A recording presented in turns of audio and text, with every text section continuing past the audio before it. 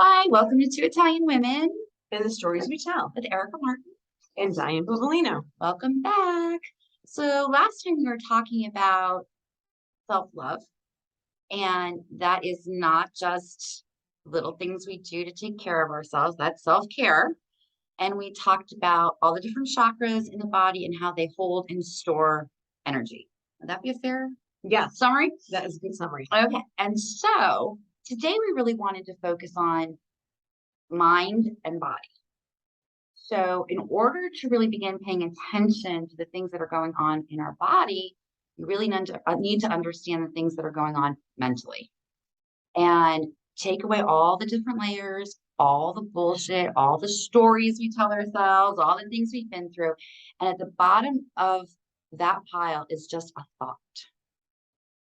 Our thoughts dictate everything. Do you agree with that? Yes. Yes. So it is a reaction to what we're going through that dictates the quality of our life, not actually what we're going through. So, for example, you talk a lot about breast cancer, right? Mm-hmm. And how hard that was. But at some point, you had to make a decision, like your thoughts were no longer going to be held by that fear and that anxiety. You made a decision that this was not going to control you. You were going to control it. Right. And when you did that, how did that change your life? 100%. Like I was in control. Even though your situation did not change. Right. Right. Your thoughts changed. And what I want you all to understand is your thoughts dictate your feelings. So in other words, if you have fearful and negative thoughts, your feelings will be fearful and negative, right? Mm-hmm. So if you have a positive thought, you're going to feel good. If you have a negative or fear-based thought, you're going to feel negative. So your emotions are really based on your thoughts. It's that simple.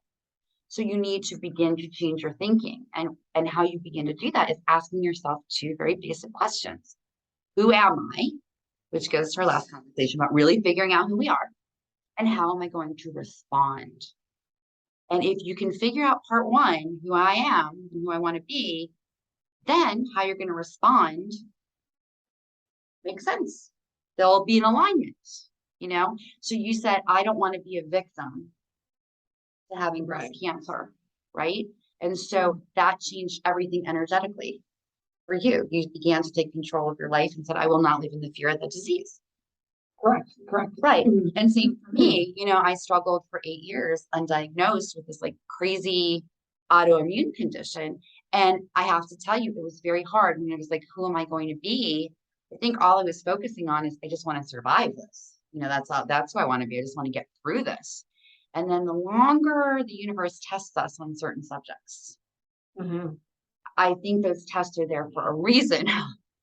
Because it's challenging you to say, despite adversity, despite things that are really challenging, can you still be who you are?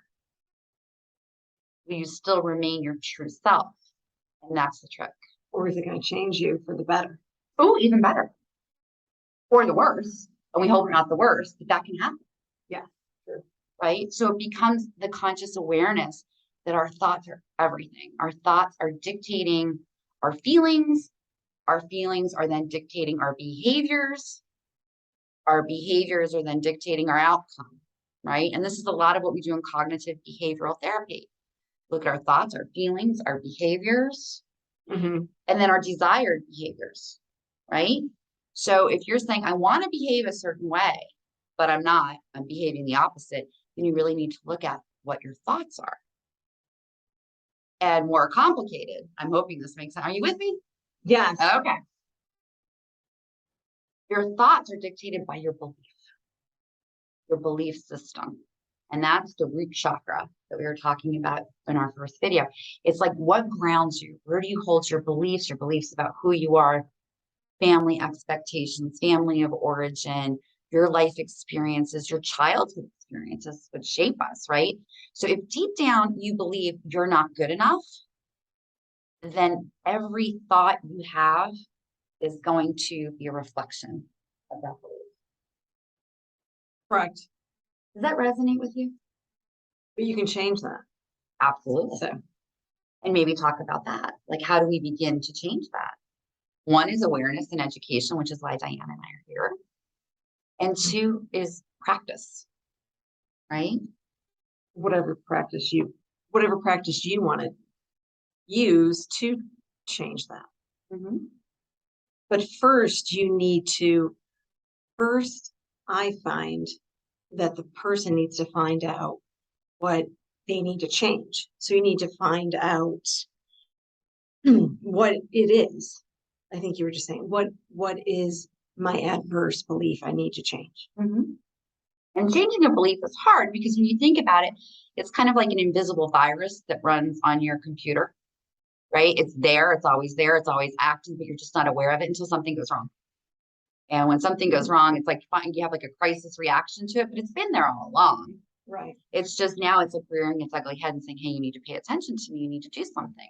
So our belief systems are like viruses, or a Norton's antivirus that protects you, right? Depends on which side of the belief system you're on. But those negative beliefs or those self-limiting beliefs will absolutely create those emotional thoughts and reactions that are filled with negativity and fear and anxiety. And you then get to say, who do I want to be?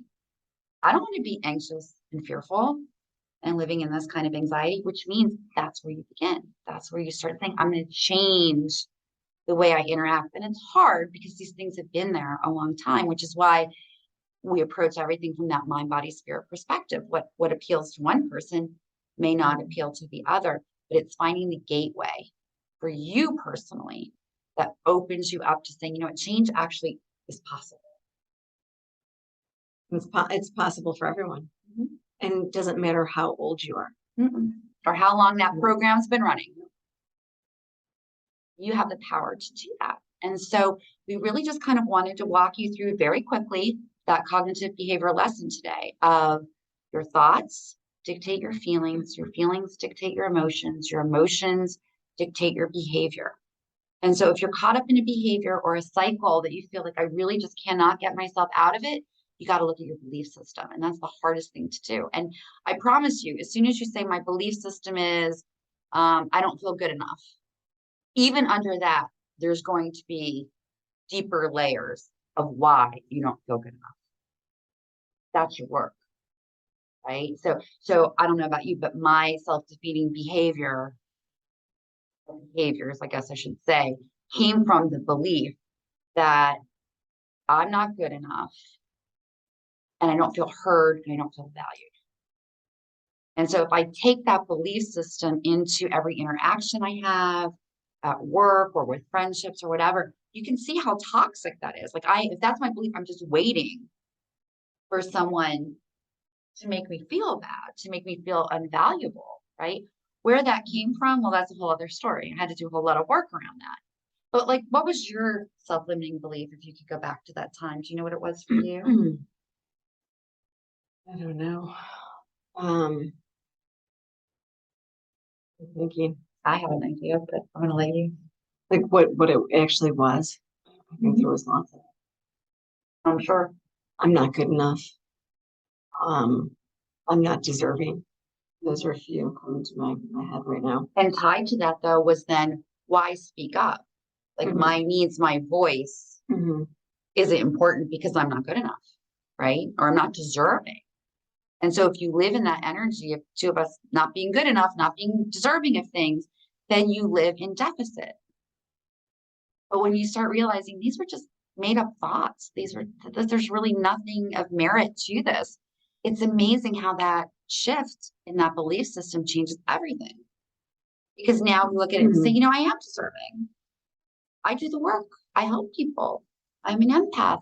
I'm a light. I want to do good in this world. Why am I not deserving of being treated the same way I treat others? Right. And we've been through a lot, whether it's family of addiction, physical illness, which I really think is a manifestation of the amount of stress that both of us have been through, whatever it is. There's some really odd illnesses. I know you and me, but I think empaths, though, we're so sensitive flowers. We are. But I love this. My acupuncturist, well, we have an acupuncturist. We love her. Hi, Helen, if you're watching. We're saying hello. And Helen said to me, oh, you're such a delicate flower, but you have a strong root. Your petals are delicate, but you have a strong root. I love that. I think so too, because I like the idea of being a delicate flower. Although I mean, I know people say that in a loving way, makes me feel like vulnerable all the time. But there is power in vulnerability, which we're going to do a whole other segment on. But you can be strong and vulnerable at the same time. So getting rid of that ego, allowing yourself to stand in your truth is the most beautiful gift that you can ever give yourself. So from two Italian women. And you are a gift. You're a gift to this world. Mm-hmm. And don't ever forget that. No, And if you do, just tune in because we'll remind you. absolutely. Two Italian women. And the stories we tell with Eric Horn and Diane Bovalino about life, love heartache, and redemption. focus on redemption. Bye. Bye.